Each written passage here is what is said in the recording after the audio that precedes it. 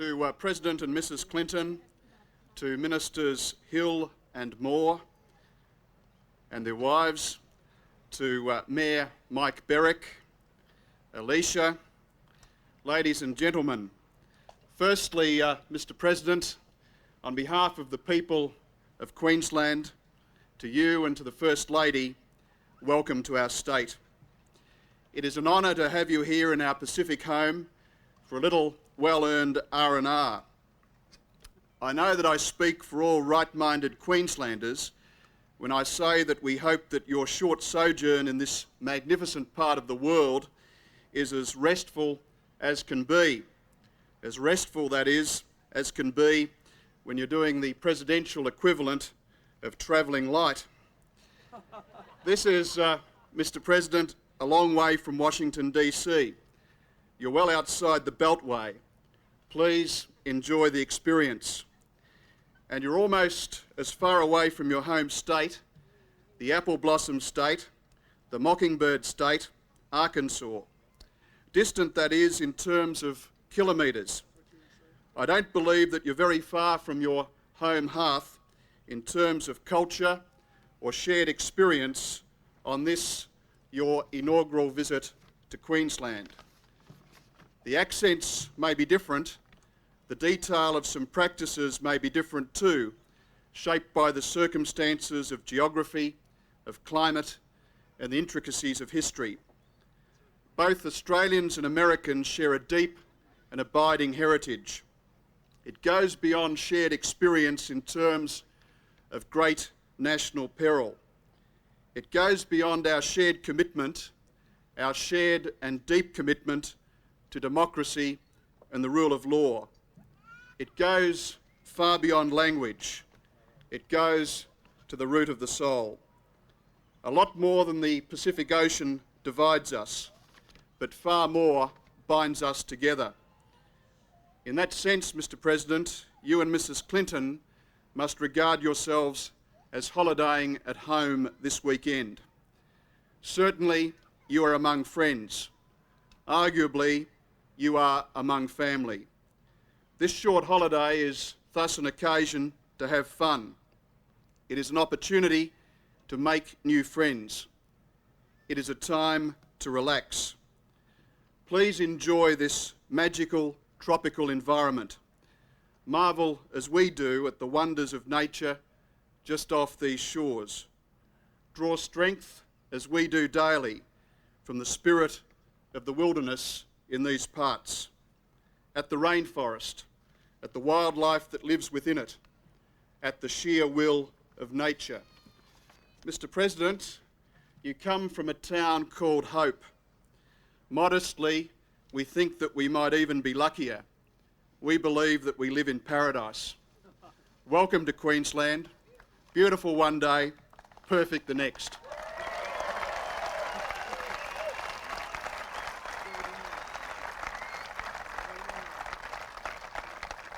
Mr. President, we hope you agree. We are honoured to have you with us, and I would now invite, on behalf of the Commonwealth Government, the Federal Minister for the Environment, Senator Robert Hill, to address the gathering. Thank you. Well, Mr. President, Mrs. Clinton, ladies and gentlemen, I'm pleased on behalf of the Commonwealth Government with my colleague John Moore, the Federal Tourism Minister, to welcome you here and particularly to recognise with appreciation the fact that by choosing to address the issue of the international environment challenge here today, you raise those issues to a profile akin to the other major international subjects that you've addressed on this trip, that of security and trade. And I think that that is a great thing. And where better to do it than here, nestled between two of the world's great natural resources. Behind us, the wet tropics of Queensland, the rainforests, their beauty and with their great biodiversity, and just offshore, the greatest coral reef system in the world, the Australian Great Barrier Reef, which you'll be visiting this afternoon. So where better to recognise the importance of those natural heritage values and the importance of understanding of the life systems that they hold than here in Port Douglas today, and we appreciate it. We as a government understand our responsibility to protect and preserve that natural heritage, and we are setting up, in fact, for the first time, a Natural Heritage Trust to reinvest a very large sum of money in our natural heritage in order that we might pass it on in better shape to future generations.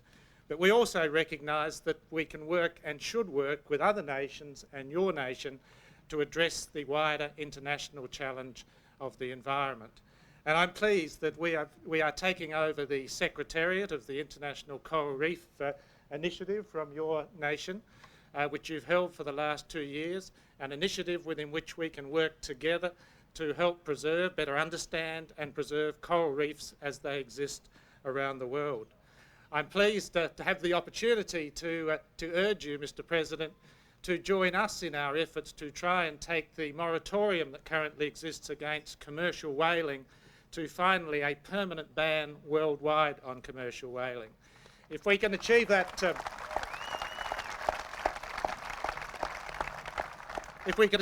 Mr. President, we think that civilised society would be taking a major step forward. It's interesting that APEC, where you go later this week, was set up as an economic organisation, but now within each APEC working group there is the principle of sustainable development. It was realised a little after, but now firmly appreciated that development must not only be to achieve economic benefit, but if it is to last, it has to also be sustainable. And I'm pleased that our nation works with you through the APEC working groups to those goals. We have, of course, addressed other international issues. Ozone has been a great success as far as it concerns the developed world, and now our challenge is to take it on to the developing world and help and support them to achieve the same objectives. And finally, global warming, perhaps the greatest challenge that the world now faces, a challenge, Mr. President, that would affect this coral reef and this rainforest. We in Australia recognise our responsibility to be part of finding a global solution, being part of a strong Berlin mandate outcome towards addressing this major international challenge. Mr. President, we've decided in honour of your visit and the fact that you are prepared to put the environment so firmly on the international agenda to, with conjunction with the State Premier, to name a reef. It happens to be reef number 15092 of the 3,000 coral reefs within the Great Barrier Reef. We want to name it after the pioneering American environmentalist Rachel Carson, who in the 1950s alerted the world to the consequences of accumulated pollution. And Mr. President, we're very grateful that you're prepared, as I said, to put the environment on the agenda in this way. We look forward to working with you in achieving a better outcome for future generations in this regard than has perhaps been in the past. Thank you. Thank you.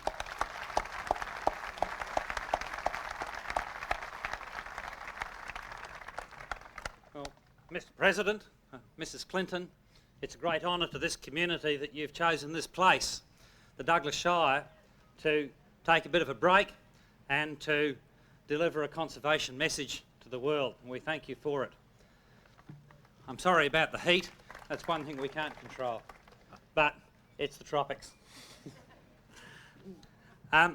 This place is the only place in the world where two World Heritage Areas meet. It's home to the world's most ancient rainforests, and it's beside the world's largest coral reef.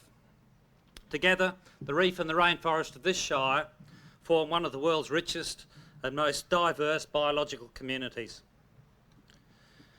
We have a tourism industry here that we treasure, but we also treasure our environment, our lifestyle, our multicultural society and the scenic beauty. I hope tourism and other industries in the Douglas Shire can become truly sustainable so that the world can enjoy this beautiful place without destroying it. We don't want to follow the path of so many of the world's places which have been discovered and overrun with tasteless commercialism to the point that they lose their original appeal. Thank you. I hope we can become a model of good environmental management, a demonstration that environment can be the basis of a thriving economy and not a threat to it. In the broader region, we have some innovative programs and long-term management strategies underway designed to recreate forests on degraded land, to rehabilitate our waterways, and to build a new plantation-based rainforest cabinet timber industry. We assist in minimising the fertiliser and chemical runoff which end up in the Great Barrier Reef Lagoon, and to reverse the loss of soil from unsustainable land uses which have muddied our rivers and which threaten our coral reefs that need unpolluted and clean water to survive in the long term.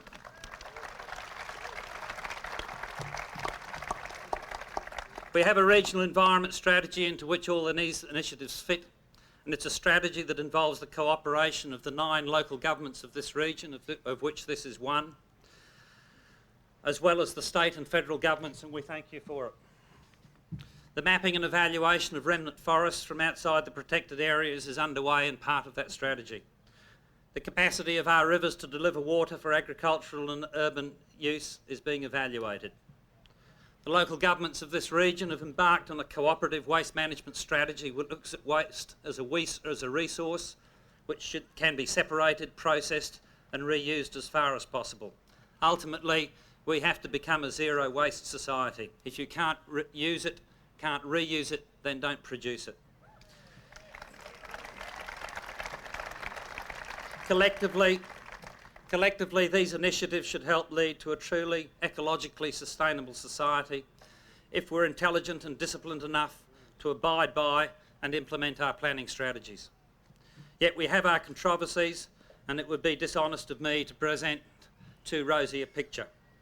It was a long and painful fight for all involved to get our tropical forest on the World Heritage List, although there was no question of their worthiness, and we've proved the economic value of conservation through the development of a flourishing tourism industry based almost entirely on nature.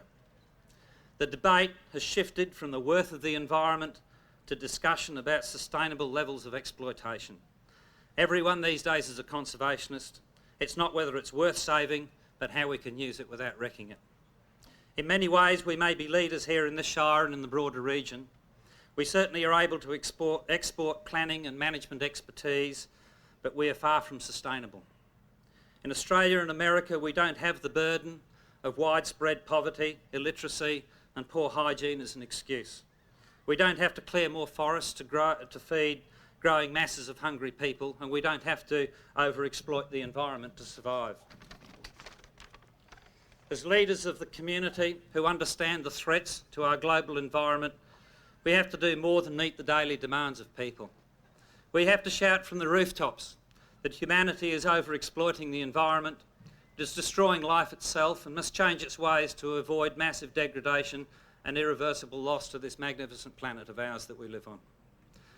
I therefore applaud your decision today, Mr. President, to make environment an issue that stands out above all others, and I'd urge you to do more of it. I hope you can see and support the positive attempts being made in this shire to manage and to limit the extent of development and to seriously protect a precious environment. I hope future generations can come here and enjoy the same splendour as you've done. Mr. President and Mrs. Clinton, we thank you for coming. We hope you'll come again.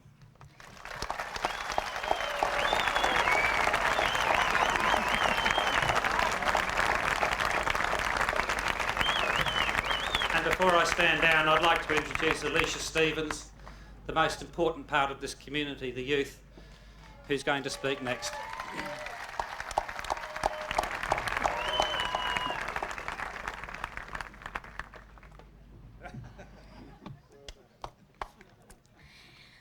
G'day Mr. President and Mrs. Clinton. Ladies and gentlemen, my name is Alicia Stevens and I am here to represent the kids that live in Port Douglas. You have come a long way to see our and precious reef. We know you and a lot of other people are working together to help to protect the reefs of the world, and we would like to say thank you. We are lucky to live in Port Douglas near 2 beautiful World Heritage areas, the reef and the rainforest. Who loves the reef? We are grateful to have governments that help to protect this marine environment. Thank you to the marine parks and its rangers for doing such a good job.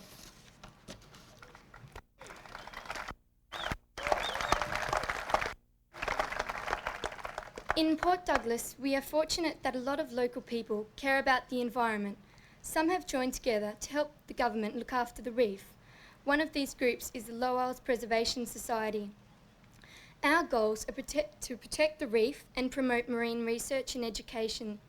Some things we have achieved are to help make Low Isles a marine park, teach reef education courses, train Aboriginal rangers, and train people to become volunteer rangers.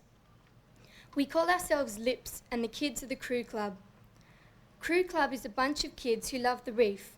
Our goal is to have as much fun as possible while learning about the reef, its creatures, and how each one of us can care for them. The kids in the Crew Club would like to give the President and Mrs. Clinton a LIPS t-shirt as a holiday souvenir.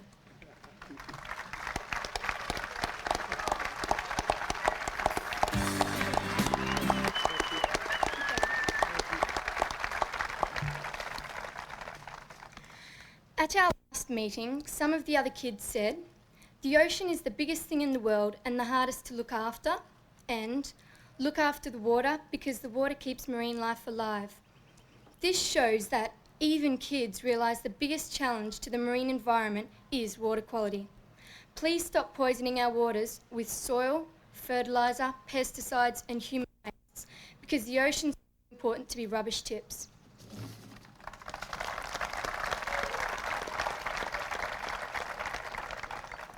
It is now my honour to introduce the President of the United States of America, President Clinton.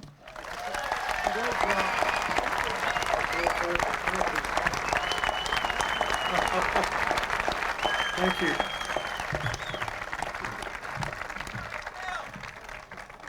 Let's give her another hand. She did a great job. Huh? Thank you. Thank you very much, Premier and Mrs. Barbridge, Mayor Berwick, Minister Hill and Mrs. Hill, members of the Great Barrier Reef Marine and Park Authority, and to Minister Moore and Mrs. Moore, especially to Alicia Stevens for reminding us what this is all about today. Hillary and I and our party have had a wonderful visit to Australia. We understand now why it is called the lucky country, but we believe that there is more than luck involved here.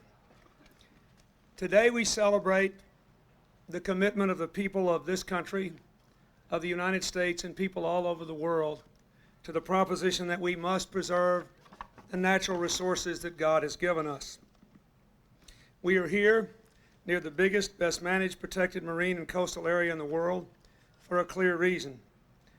Australia has made a national commitment to be good stewards of the land with which God blessed you. I am especially pleased today, as has already been said, that the government of Australia is honoring the United States by naming a section of the Great Barrier Reef after Rachel Carson. Rachel Carson was the great American environmentalist. She was a marine biologist. Vice President Gore wrote about Rachel Carson. She brought us back to a fundamental idea lost to an amazing degree in modern civilization: the interconnection of human beings and the natural environment. That interconnection clearly imposes upon all of us a shared responsibility to preserve a future for our children and grandchildren. We must care for our shared environment. It is a practical and a moral imperative. We are citizens not only of individual nations, but of this small and fragile planet. We know that pollution has contempt for borders, that what comes out of a smokestack in one nation can wind up on the shores of another, an ocean away. We know too that recovery and preservation also benefits people beyond the borders of the nation in which it occurs. We know that protecting the environment can affect not only our health and our quality of life, it can even affect the peace. In too many places, including those about which we read too often now on the troubled continent of Africa, abuses like deforestation breed scarcity, and scarcity aggravates the turmoil which exists all over the world. The International Coral Reef Initiative is a shining example of what we can achieve.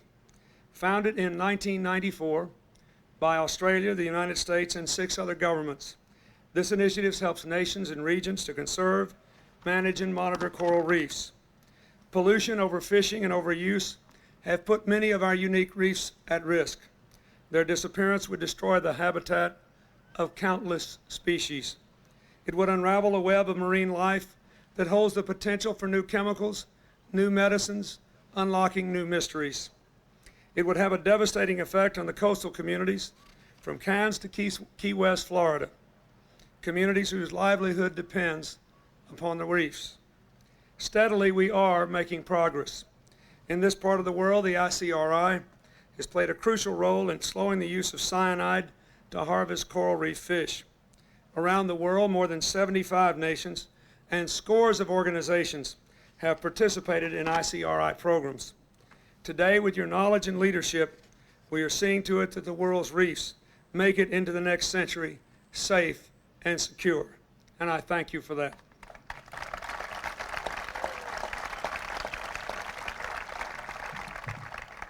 Let me say that our effort to save the world's reefs is a model for the work that we can do together in other environmental areas, and there is a lot of work to do.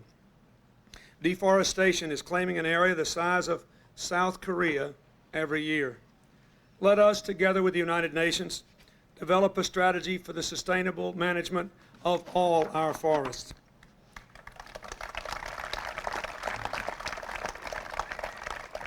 Toxic chemicals and pesticides banned here and in the United States can still find their way into our lives, endangering our land, our water, and our children. Rachel Carson, whom we honor here today, helped alert us in the United States to these dangers. Let us now forge a global agreement to stop these toxic substances from being released into the world around us.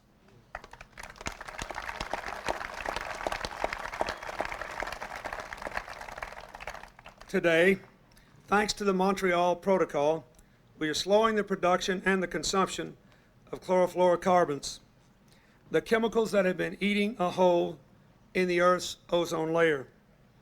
We're on our way to closing the ozone hole that threatens Antarctica and Australia.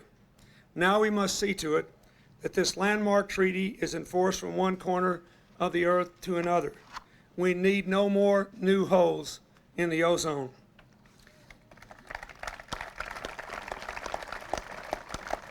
Finally, we must work to reduce harmful greenhouse gas emissions. These gases released by cars and power plants and burning forests affect our health and our climate. They are literally warming our planet. If they continue unabated, the consequences will be nothing short of devastating for the children here in this audience and their children. New weather patterns, lost species, the spread of infectious diseases, damaged economies, rising sea levels. If present trends continue, there is a real risk that sometime in the next century, parts of this very park we are here in today could disappear, submerged by a rising ocean. That is why today, from this remarkable place, I call upon the community of nations to agree to legally binding commitments to fight climate change.